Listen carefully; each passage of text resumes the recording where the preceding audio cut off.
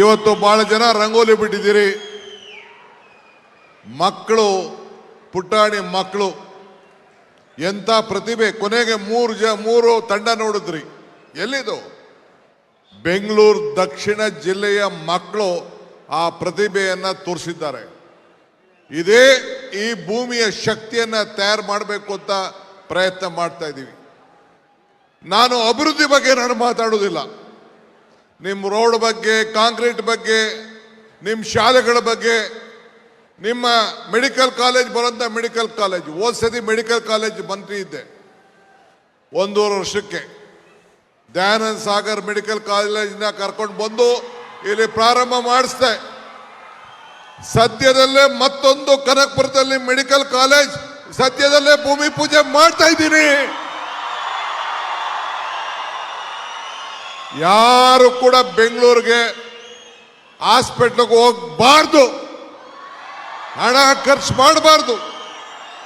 ಈ ಡ್ರೈವರ್ಗಳೆಲ್ಲ ಸೇರಿ ಅಡ್ಜಸ್ಟ್ಮೆಂಟ್ ಮಾಡಿಕೊಂಡು ಹಾಸ್ಪಿಟ್ಲ್ ಅವ್ರ ಹತ್ರ ಹೋಗಿ ಯಾವುದಾದೋ ದೊಡ್ಡ ದೊಡ್ಡ ಹಾಸ್ಪಿಟ್ಲಿಗೆ ಹಾಕ್ಬಿಡ್ತಿದ್ರು. ಅದು ಆಗಬಾರ್ದು ಅನ್ನೋ ದೃಷ್ಟಿಯಿಂದ ನನ್ನ ಕೊನೆ ಆಸೆ, ಯಾವ ತಾಲೂಕಿನಲ್ಲೂ ಕೂಡ ಮೆಡಿಕಲ್ ಕಾಲೇಜ್ ಹಾಸ್ಪಿಟ್ಲ್ ಇಲ್ಲ, ಅದು ಕನಕಪುರದಲ್ಲಿ ಮಾತ್ರ ಅನ್ನೋದನ್ನು ತಾವು ಗಮನದಲ್ಲಿ ಇಟ್ಕೊಂಡಿರ್ಬೇಕು. ರಾಮನಗರದವರು ಗಲಾಟೆ ಮಾಡಿದ್ರು. ನಮ್ಮಲ್ಲಿ ಡಿಸ್ಟಿಕ್ ಹೆಡ್ ಕ್ವಾರ್ಟರ್ಸ್ ಅಂತ ಸುರೇಶ್ ಹೇಳಿದ್ರು, ರಾಮನಗರಕ್ಕೂ ಮಾಡದೆ ಕನಕಪುರಕ್ಕೂ ಮಾಡದೆ. ಈಗ ರಾಮನಗರದಲ್ಲೂ ನಡೀತಾ ಇದೆ, ಇಲ್ಲಿ ಕನಕಪುರದಲ್ಲಿ ದಯಾನಂದ ಸಾಗರ್ ಕಾಲೇಜ್ ನಡೀತಾ ಇದೆ. ನಿಮ್ಮ ಹೆಬ್ಬಾಗಲದಲ್ಲಿ ರಾಯಸನ್ನತವು ನಮ್ಮ ಏನು ಹೌಸಿಂಗ್ ಬೋರ್ಡ್ ಲೇಔಟ್ ಅಲ್ಲಿ ಸದ್ಯದಲ್ಲೇ ಪೂಜೆ ಮಾಡಿ ನೆಕ್ಸ್ಟ್ ಎಲೆಕ್ಷನ್ಗೆ ಅರ್ಜಿ ಹಾಕೋಕ್ಕಿಂತ ಮುಂಚಿತವಾಗಿ ಅದನ್ನ ಪ್ರಾರಂಭ ಮಾಡುವಂತ ಕೆಲಸವನ್ನು ನಾವು ಮಾಡ್ತೇವೆ. ಇನ್ನು ಮಿಕ್ಕಿದ ಬೇರೆ ಬೇರೆ ವಿಚಾರನ ಮಾತಾಡ್ತೀನಿ. ನಾನೀಗ ಚರ್ಚೆಗೆ ಹೋಗೋದಿಲ್ಲ.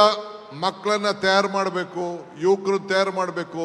ವಿದ್ಯಾಭ್ಯಾಸದಲ್ಲಿ ಅವ್ರನ್ನ, ನೀವು ಮುಂದಕ್ಕೆ ಮಕ್ಕಳು ಯಾರು ಕನಕಪುರದವರಲ್ಲ, ರಾಮನಗರ ಜಿಲ್ಲೆಯವರಲ್ಲ, ನೀವು ಬೆಂಗಳೂರು ಜಿಲ್ಲೆಯ ಮಕ್ಕಳು. ಅದು ತಲೆಯಲ್ಲಿ ಇಟ್ಕೊಳ್ಬೇಕು.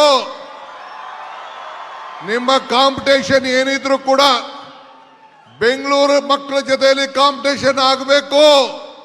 ಆಗ ಮಾತ್ರ ನನ್ನ ಮನಸ್ಸಿಗೆ ಸಮಾಧಾನ. ನೀವು ಕುಣಿತಾ ಇದ್ದೀರಲ್ಲ, ಬೆಂಗಳೂರು ಜನ ಜೊತೆ ಕುಣಿಬೇಕು. ನಿಮ್ಮ ಚಿತ್ರ